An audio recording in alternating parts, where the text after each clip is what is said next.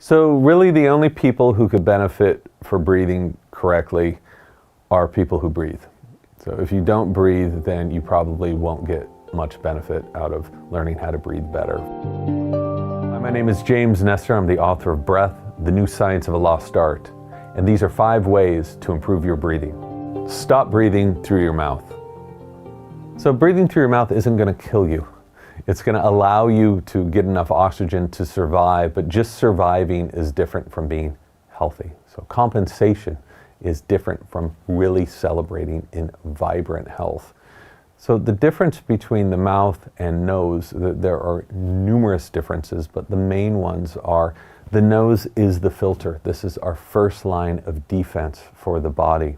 The nose also heats up air, it pressurizes it, it moistens it, and it conditions it so that by the time that air gets to our lungs, we can extract about 20% more oxygen breathing through our nose than we can equivalent breaths through the mouth. Use your nose.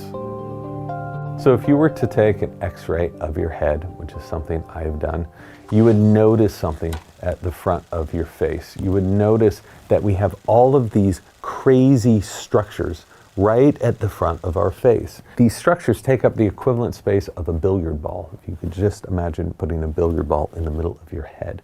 Those structures aren't there randomly. When we breathe air through our nose, we're forcing this air through a gauntlet of different passageways where that air is purified and where that air is heated and pressured. How we breathe affects every system of the body. It affects how your heart beats. It affects your circulation, it affects digestion, it affects how your brain operates. So if we are breathing in a dysfunctional way, if we're taking in way too much air, overworking ourselves all the time, we put these other systems of our body in a state of stress. We want to be in a state of calm and efficiency, and that's what breathing through the nose helps us do. Improve your lung capacity. There was this fascinating study done about 40 years ago, where they looked at all of this data from about 5,000 different subjects, and they found that the number one marker of longevity wasn't genetics, it wasn't diet, it was lung capacity.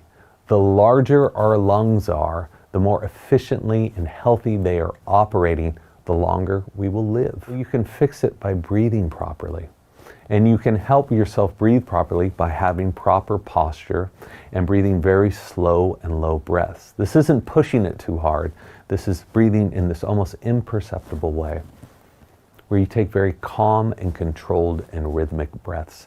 This helps you retain your lung capacity as you age, and it helps your body stay in a calm state and more efficiently get oxygen with each breath.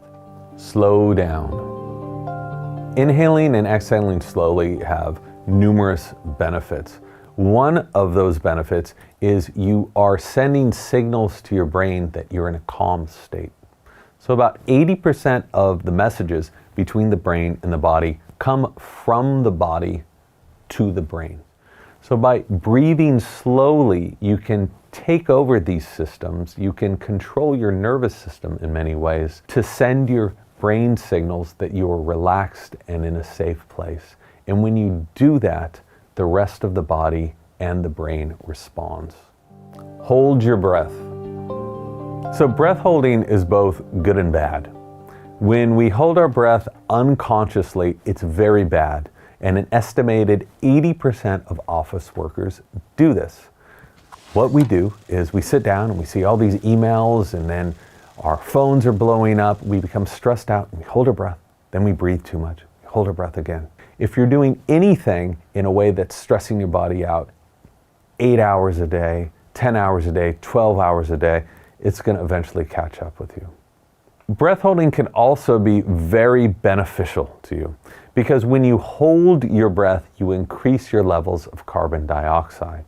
And by increasing your tolerance over time for carbon dioxide, you can learn how to calm your body down and actually increase athletic performance. It's not very easy at the beginning. It seems so counterintuitive. A lot of people say, oh, I need to keep breathing because I need oxygen.